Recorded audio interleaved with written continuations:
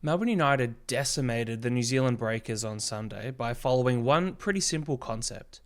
Don't let the opposition's ball handler touch the ball. The Breakers came into this game already missing Sam Menenga and with a far from 100% Parker Jackson Cartwright still dealing with his rib injury. But even when he was on the floor, he's still usually one of the better, if not the best player. So Melbourne United followed one simple rule. Don't let him touch the ball. And when he was on the bench, that rule just flowed down to whoever was meant to be the primary ball handler. Don't let them catch the inbound. Or if they do, get it out of their hands as quickly as possible and don't let them get it back. This rule led to 17 turnovers, countless rushed possessions and bad shots, and ultimately a 32-point win to Melbourne United. The first clip I want to show is from the first quarter of this game. Now, Melbourne are already up by 12 points. They started this game on fire. They were shooting 60% plus from the field, and New Zealand far from 100%, and just came into this game not in the best kind of form. This is straight out of a timeout. New Zealand are going to inbound, and immediately Ely trying to deny Brockington from the inbound pass. So here's the point guard on the floor right now. You've got a young point guard, and then you've got a big who's here to help. Dash Daniels guarding Brockington. Shea was guarding the other player. Ely kind of angling the pass to force Max Darling, the forward, into catching it. They get to him, and he immediately wants to get rid of the ball. He doesn't want to bring the ball up. New Zealand don't want him to bring the ball up.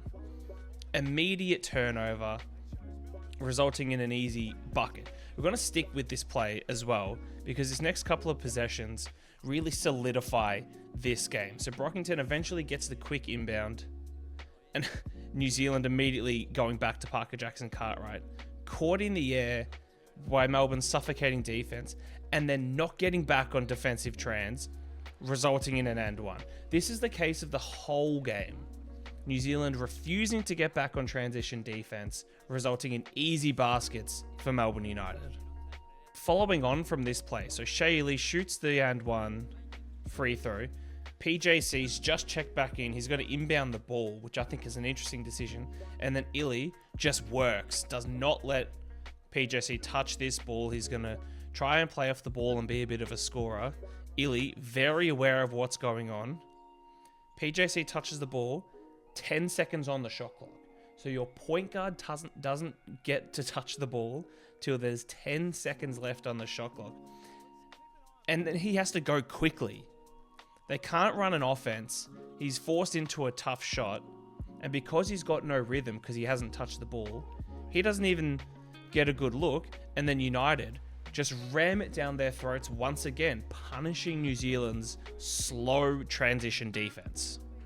The next clip I want to show is of Tyson Walker and the work that he did in this game. Now, Tyson Walker was brought into New Zealand because Melbourne weren't 100% sure about Shea Ely and if he was even going to play this year with all the concussions and injuries that he's been battling. So they needed an elite on-ball defender, and that's exactly what he's brought.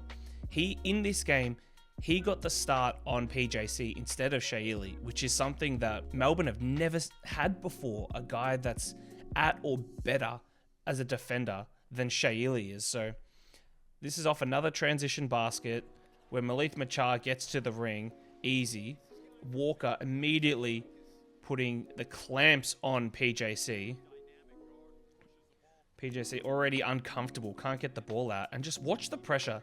They're basically playing, look at this. The ball is here on the wing, PJC at the top, and Walker they're basically playing a 4-on-4 game right now. Not letting PJC even touch the ball to be able to run a functioning offense. It results in an easy turnover and then more points for Melbourne United eventually.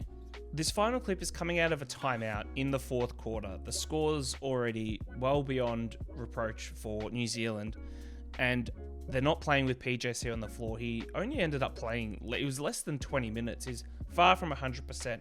But this is what I mean when I talk about getting the ball out of the primary ball handler's hand.